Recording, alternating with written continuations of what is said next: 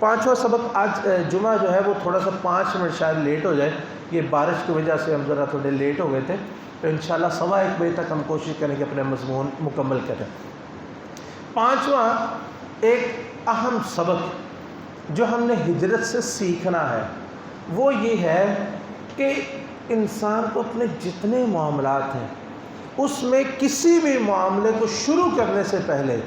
کسی بھی منصوبے کو شروع کرنے سے پہلے اس کی اچھی منصوبہ بندی کرنی، یہ اس کی کامیابی کا ایک بہت بڑا راز ہے۔ اچھی منصوبہ بندی کرنی، یہ ایسے ہی ہجرت نہیں ہوئی کہ نبی علیہ السلام نے کے ذہن میں اچانک آیا اور آپ کو اچانک اجازت ملی اور آپ اس کے لیے چلے گئے۔ آپ اس کی منصوبہ بندی پہ اگر غور کریں تو آپ حیران رہ جائیں کہ ابو بکر صدیق رضی اللہ تعالیٰ عنہ، جن کو اشارہ مل چکا تھا اور جن کی خواہش تھی کہ نبی علیہ السلام کا ساتھ ملے، 6 مہینے پہلے انہوں نے اونٹنیاں لے کے ایک شخص کے حوالے کر دی، عامر ابن فہیرہ، اس کے حوالے کر دی کہ جناب آپ ہماری اونٹنیاں، ان کی کبھی بھی ضرورت پڑ سکتی ہے، ان اونٹنیوں کو کھلائیں پلائیں اور تیار رکھیں، کبھی بھی ہم سفر کے لیے نکل سکتے ہیں۔ 6 مہینے پہلے، اور پھر ان کو چارہ کہا کہ فلاں فلاں قسم کا چارہ کھلانا ہے۔ کیوں کہ جو مکے کا چارہ وہ اور تھا، جو سفر میں ملنا تھا وہ اور تھا، کہ یہ نہ ہو کہ ہم سفر کے لیے نکلے اور جس چارے کی یہ اونٹنیاں عادی ہیں وہ ہمیں سفر میں نہ ملے، سفر میں دوسرا چارہ ملتا ہے اور یہ بیمار ہو جائیں اور ہمارا سفر رہ جائے۔ 6 مہینے پہلے ان کو کہا بھی فلاں فلاں چیز اسے کھلانی ہے۔ اور تیسری اہم چیز وہ کیا کہ عبداللہ بن اریقت یا اریقت یا ایسا نہ، تو وہ ایک مشرکین میں سے ایک آدمی تھا، لیکن اس بندے کی مہارت یہ تھی کہ اس کو رستوں کا بڑا پتہ تھا، اور ایک تو سیدھے سادے رستے وہ تو الگ، لیکن ان کو خفیہ رستوں کا بڑا پتہ تھا۔ حضرت ابوبکر رضی اللہ تعالیٰ عنہ نے پہلے ہی اپنی بکنگ ایڈوانس میں کروا رکھی تھی کہ جب ہم نے سفر ہجرت کے لیے نکلنا ہے تو آپ نے ہمیں لے کے جانا ایسے رستوں سے کہ کسی انسان کو ان کا پتہ ہی نہ۔ چنانچہ ایسے وہ آپ نے جو ہجرت کا سفر کیا ہے وہ عام سفر نہیں تھا، بلکہ عام جو رستہ تھا آپ نے اس رستے کو چھوڑ دیا۔ سب سے پہلے جب گھر سے نکلے تو کسی بھی سفر پہ نکلنے کی بجائے پہاڑوں میں جا کے غار ثور میں چھپ گئے اور 3 دن تک وہاں پہ چھپے رہے، اور پھر اس کے بعد جو ہے وہ عام رستہ چھوڑ کے وہ سمندر کے قریب جا کے وہ ایک اور رستہ اختیار کیا۔ تو یہ منصوبہ بندی آپ دیکھیں کہ کتنی خوبصورت اور شاندار ہے، اور پھر اس میں جو ہے وہ ایسے لوگوں کا انتخاب، رستے کا انتخاب، سوچ و بچار، ایک طویل ایک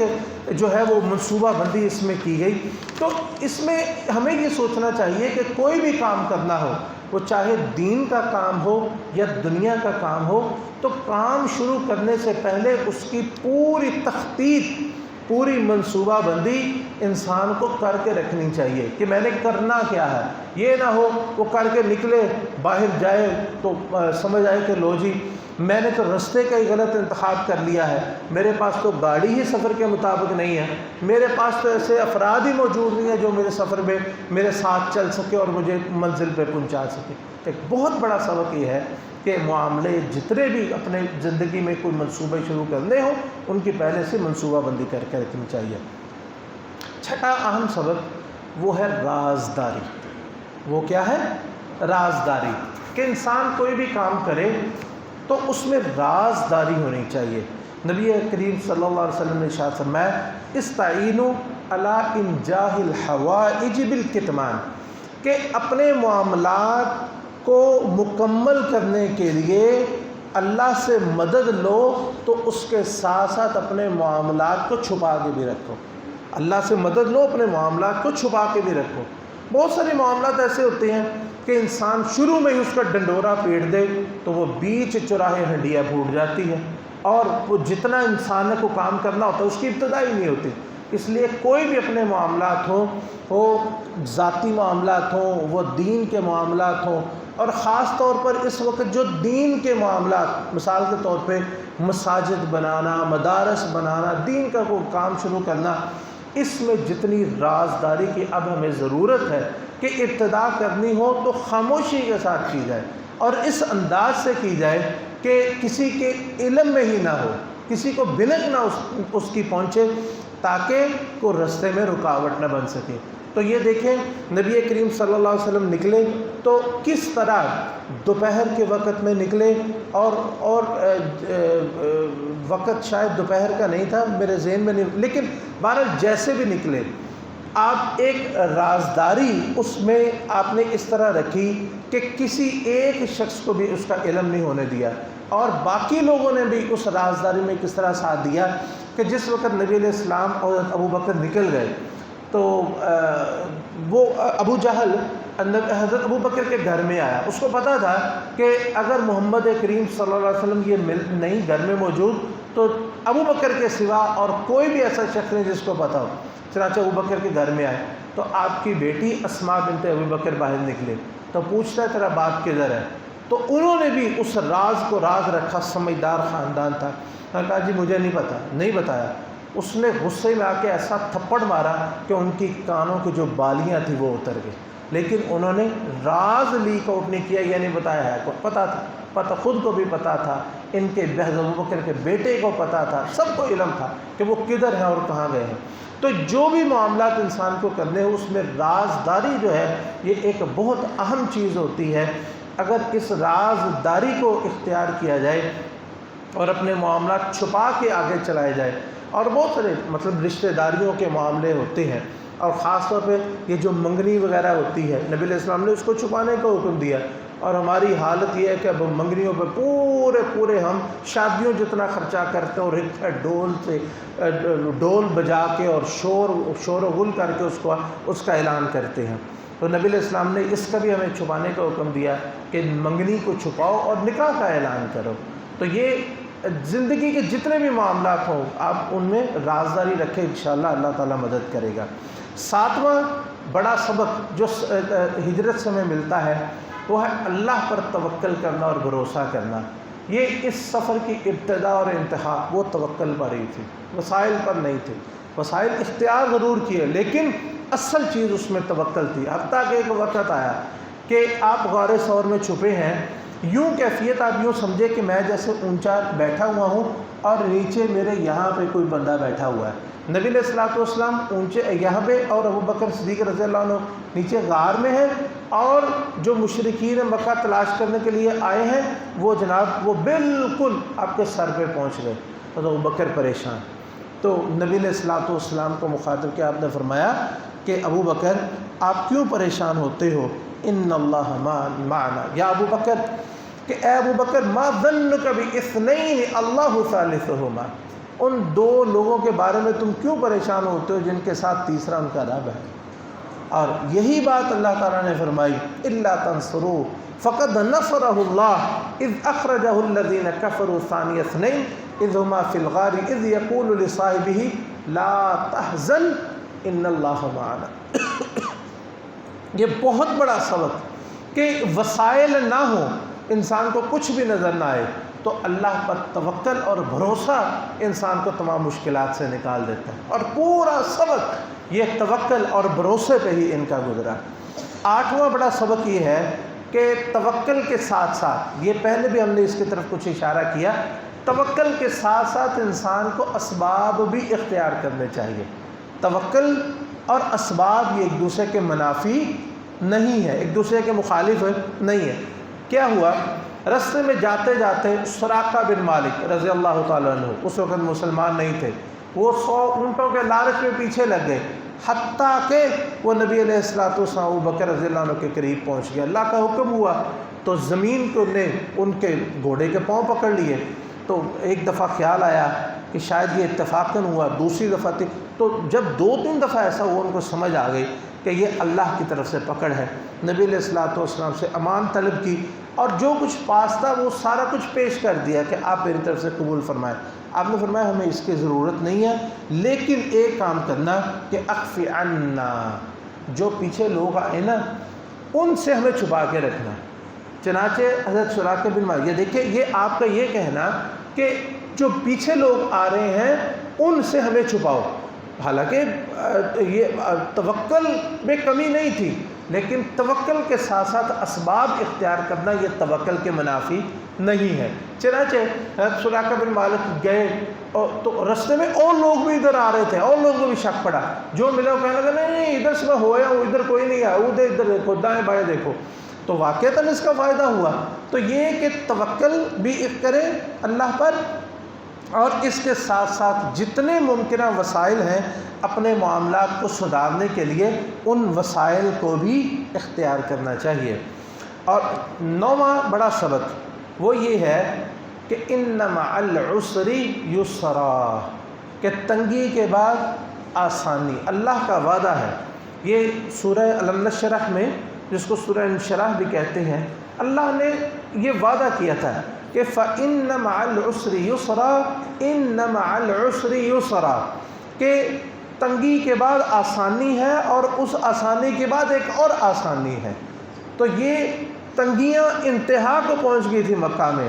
تو لیکن اس کے بعد ہجرت ہوئی تو اللہ نے مدینہ میں آسانیاں ہی آسانیاں کر دی، یعنی دین کی دعوت میں تکلیفیں تو تب بھی آئیں، لیکن دعوت پہنچانے میں بہت ساری جو ہے اللہ رب العزت نے آسانی کر دی۔ تو اس لیے ہمیشہ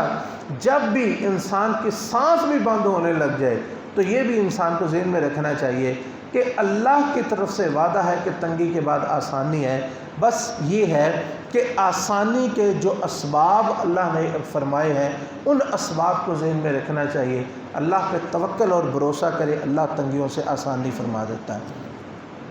10واں اہم سبق جو ہمیں ہجرت سے حاصل ہوتا ہے وہ نبی کریم صلی اللہ علیہ وسلم کا وہ فرمان اور ایمان کی بہت بڑی کڑی وہ یہ ہے کہ لا یؤمن احدکم حتی اکون احب الیہ من والدہ وولدہ والناس اجمعین، کہ کوئی شخص تم میں سے اس وقت تک مومن نہیں ہو سکتا جب تک میں اسے اپنے ماں، اپنے باپ اور اپنے اہل و عیال سے زیادہ محبوب نہ ہو جاؤں۔ حضرت ابوبکر رضی اللہ تعالی عنہ، آپ کا پورا خاندان، آپ کا بیٹا، آپ کا غلام، آپ کی بیٹی اور یہ پورے لوگوں نے جس طرح نبی علیہ الصلوۃ والسلام کی خاطر اپنی جان وار دی، اور حضرت علی ابن ابی طالب رضی اللہ تعالی عنہ، ان کا جو کردار تھا کہ جس بستر پہ نبی کریم صلی اللہ علیہ وسلم لیٹے ہوئے تھے وہ بستر اس وقت بظاہر موت کا بستر تھا، کہ اس بستر پہ موت کی نیند آپ کو سلانا چاہتے تھے، لیکن آپ نے حضرت علی کو کہا اس بستر پر لیٹ جاؤ، آرام سے سو گئے، اس بستر پر لیٹ گئے۔ یہ ہوتی ہے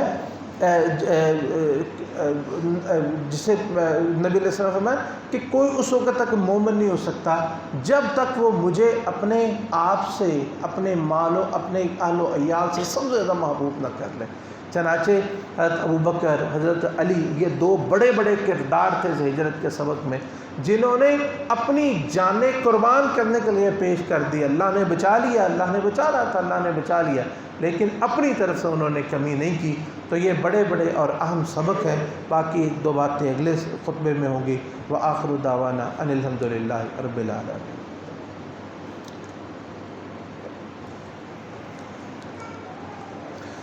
ان الحمد للہ